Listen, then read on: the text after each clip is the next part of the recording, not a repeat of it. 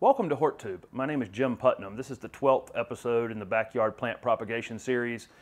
This week I'm going to be doing herbaceous perennials, flowering plants that die to the ground and come back every spring. Most of them are pretty easy to root. Some of them are a little bit different. We'll have to handle them a little bit differently going into winter. So when I do winterizing your rooted cuttings later in the fall, I'll show you some things that we do a little bit differently in storing these over the winter. They cannot take a solid freeze, typically, the things that we'll be rooting today. I've got some butterfly bushes, I've got some salvia, I've got some sedum.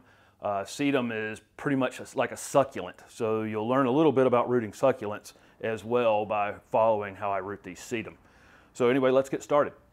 The first thing I have here is a fall blooming aster. They've actually got their buds starting to form on them. We definitely don't want those going in the greenhouse. They'll definitely try to use too much water and the plants aren't going to have roots on them. I've got two ways to root this. I can actually root this center stem, and there's plenty of wood for me to get here. I could probably get 1, 2, 3, maybe 4 cuttings out of it.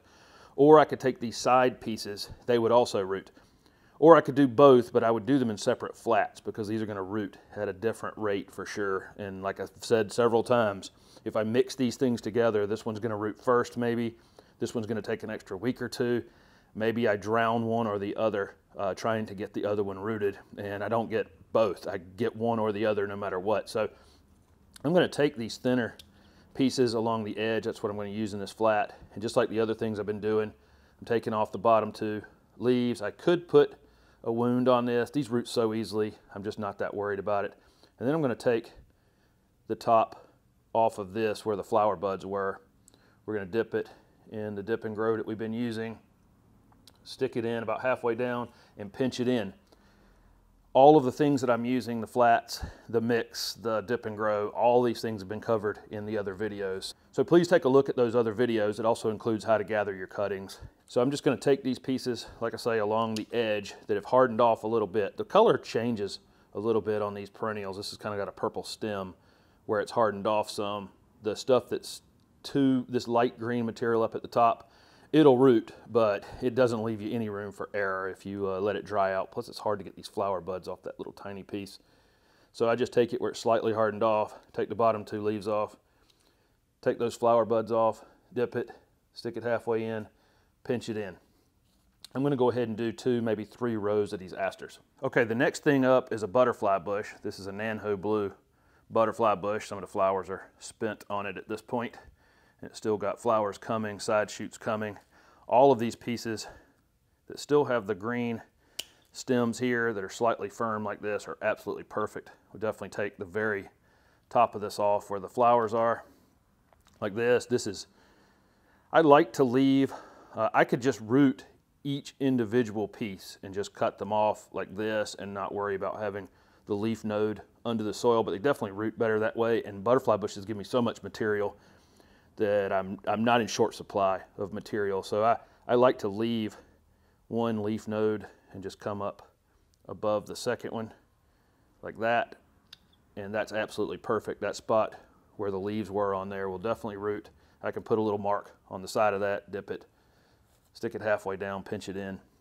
This next one right here, I'll strip the bottom part of that off, take it right above that, exactly the same. Put me a little mark on it, dip it, stick it in there, halfway down, pinch it in. So I'm going to end up with 3 out of this one. I'll cut that one maybe closer to where I just tore the leaves off of it and put my mark on it. There you go, butterfly bushes. I'm going to do 2, maybe 3 rows of butterfly bushes. This is Salvia. This variety right here is called black and blue. Bees, hummingbirds really love these plants. They're very, very easy to root. This one had been chewed on a little bit. I'm going to just take those leaves off. Cut the flowers off the top. That little semi-hardwood stem right there will root pretty much 100% of the time. This one's got leaves that are so large on it, I'm actually going to remove one of those leaves, and then I'm going to orient them all the same direction so that they're not crisscrossing and preventing water from getting to its neighbor. I didn't get a lot of material off this plant. It had some damage on it, so I'm only going to get maybe 1, possibly 2 rows of these black and blue salvias. This is whirling butterflies. The Latin name for it is Guara. There's a lot of different varieties of these. They're pinks and whites. Beautiful perennial that blooms most of the summer. Again, very easy to root. All we got to do is get down here and take a few leaves off the bottom, leave maybe 2-3 leaves, as long as it's this kind of semi hardwood, not too hard, not too soft. Dip it, stick it halfway down, pinch it in. These are going to be easy. I'll do a couple rows of these. This is a sedum. This is a fall blooming perennial. This variety is called Autumn Joy. It's a succulent, really. We don't want to stick pieces of succulent way down in the soil. They will definitely end up staying too wet and will rot off. We actually want to stick these near the surface, just slightly down in there enough to anchor them. This center piece of this stem will definitely root. It's the proper color. It's perfect thickness right there. And these little side shoots will root. Again, like I've been saying, I would root them separately if you were going to do both. I think for now, I've got one row left in this flat. I think I'm just going to take these more rigid side pieces from near the base. At this time, okay, so there's a piece right there. This plant, I probably don't even need to take the new growth off of it, but I'm going to. But I'm going to dip this in a dip and grow, and I'm just barely, and I mean barely, going to put that plant down into that soil.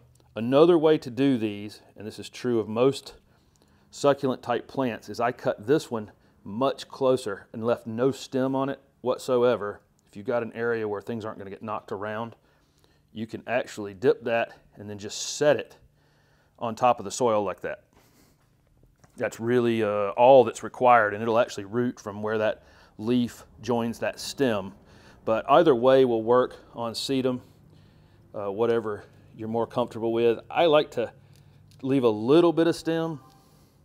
I'm probably somewhere in the middle if I was going to be rooting flats of these to resell later. Just barely leave any stem on it. That way I can't stick it too deep in the soil and create that rot, but it gives me enough to anchor it in pretty well. So I'm just going to finish out the flat with those. Okay, so here's our finished flat. We've got our asters. We've got our Nanhoe blue butterfly bush.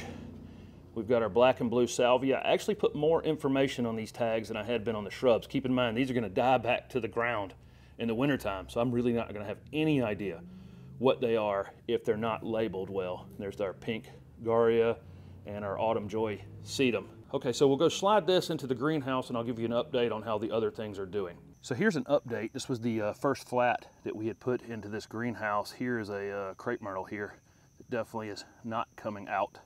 Definitely rooted in, not completely rooted in. I can't pull it out and have the soil come with it at this point, but it's definitely anchored itself. The lantana, which had started rooting the very next week after we had put them in, are absolutely perfect. That's a perfect rooted cutting. With these lantana, they grow so quickly, I could probably finish these in a gallon pot, potentially even a 3-gallon pot from the 1st of July until maybe mid-August. I could have them completely finished, but that's a beautiful rooted cutting right there. I've never done these mixed flats like this, so I'm gonna have to leave these things in here longer because some things are gonna root slower and some things faster. Here's our Nellie Stevens hollies, and they have calloused all around here. I don't know how well you'll be able to see that, but they're gonna root very soon from all the scarring and tissue and where the rooting hormone burned it. It's not gonna be long before it starts rooting, but maybe a couple more weeks on that. So now we'll put this flat of herbaceous perennials that we did today in here. So there you go. We've got 5 flats in here now and lots of different varieties. At this point, we'll continue to add to it every week. Thanks for watching.